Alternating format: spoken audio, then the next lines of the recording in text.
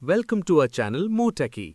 This presentation covers Whittaker's 5-kingdom classification. Today we'll walk through an introduction, the basis for the system, a detailed look at each of the 5 kingdoms, and finally the merits and limitations of this important model. It's a foundational concept that helps us organize the incredible diversity of life. Introduction: the 5-kingdom system. This system was proposed by R.H. Whittaker in 1969 to replace earlier 2 or 3 kingdom systems. This was a major step forward because it created a more accurate picture of life's diversity. Life is now grouped into 5 broad categories: Monera, Protista, Fungi, Plantae, and Animalia. This creates a fundamental separation between prokaryotes, which are simple cells without a nucleus, and eukaryotes, which are complex cells with a nucleus. The classification reflects key evolutionary trends, specifically cell structure, body organization, and mode of nutrition.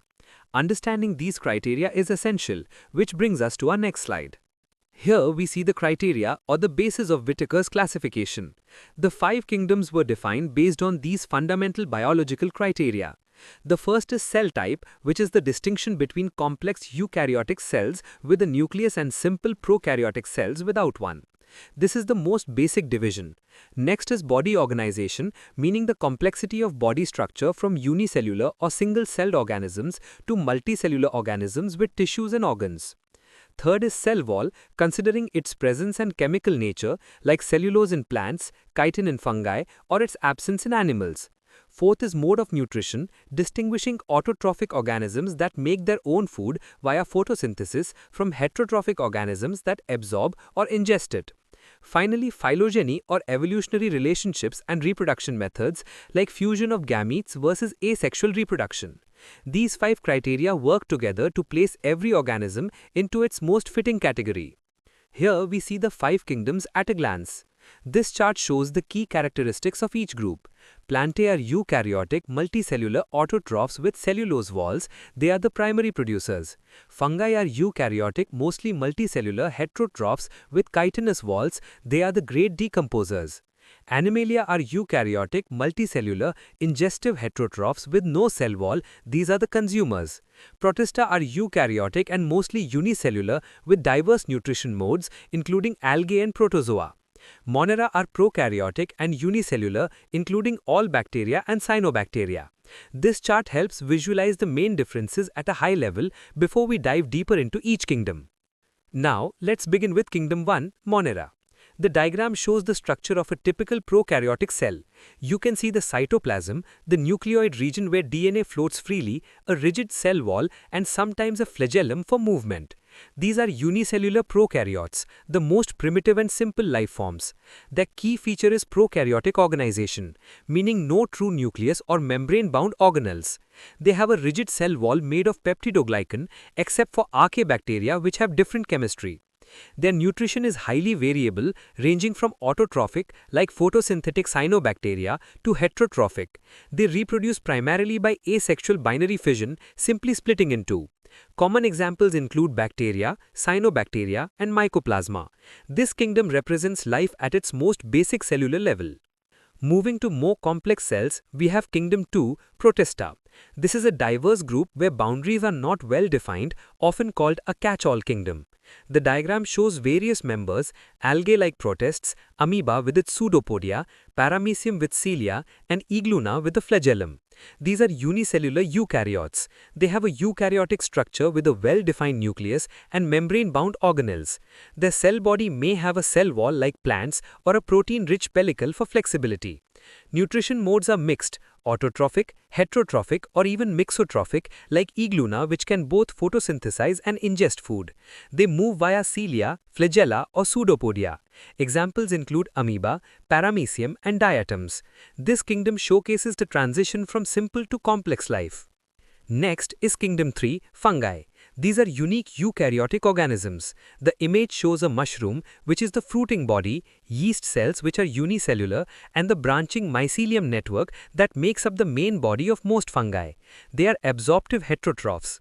Their defining traits are that they are eukaryotic with a distinct cell wall made of chitin, which is different from plant cellulose.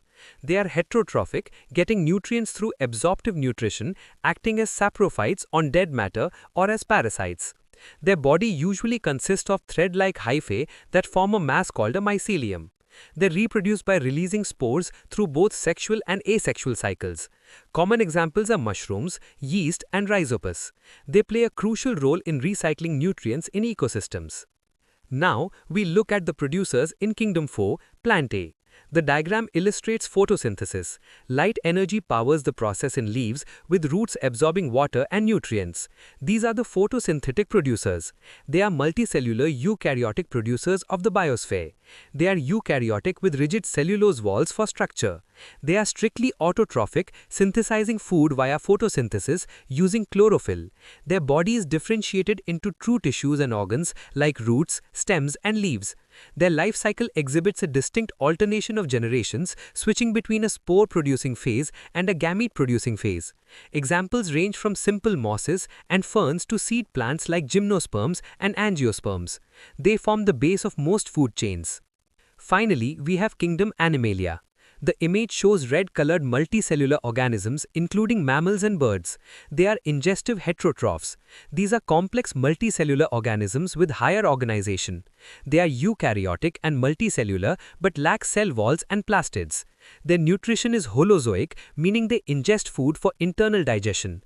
They mostly exhibit locomotion and have developed sensory and neuromotor systems for responding to their environment. Reproduction is primarily sexual, with complex embryonic development stages. Examples span from insects and fish to birds and mammals. This kingdom includes the most mobile and behaviorally complex life forms. Now that we've seen all 5 kingdoms, let's evaluate the system. First, the merits of the 5-kingdom system. It provides a clear separation by distinctly separating prokaryotes in Monera from all eukaryotes. It offers proper fungi classification, separating fungi into a distinct kingdom based on the unique absorptive nutrition. It improves unicellular grouping by solving ambiguity, placing all unicellular eukaryotes into Protista. It reflects ecological roles, showing the natural food web with producers, consumers, and decomposers. Lastly, it considers phylogeny or evolutionary relationships among organisms. For these reasons, the system's status is highly accepted and it has been a cornerstone of biology. However, every system has its limitations. The Monera grouping is one, as it lumps structurally different archaea and bacteria into one kingdom, though we now know they are distinct and different. The Protista heterogeneity is a major issue. This kingdom is often a wastebasket for diverse organisms with unclear evolutionary boundaries. There are issues with dual characteristics, like organisms like Igluna with both plant and animal traits, and slime molds fit poorly here. Virus exclusion is another flaw. Acellular entities like viruses, viroids, and prions have no place in this system of cellular life. Finally, modern molecular conflict favors the newer 3-domain system proposed by Woos based on genetic data. These limitations show how scientific models evolve with new evidence. Thank you. Keep learning with Mootechie. To summarize, the 5 kingdoms are Monera, Protista, Fungi, Plantae, and Animalia. The basis was cell type, body organization, and nutrition. Key merits included evolutionary and ecological clarity, while limitations involved virus exclusion and Protista ambiguity. Any questions? We encourage you to subscribe, like, and share and comment below. We hope this tour through Whittaker's 5 kingdoms has given you a clearer map of life diversity.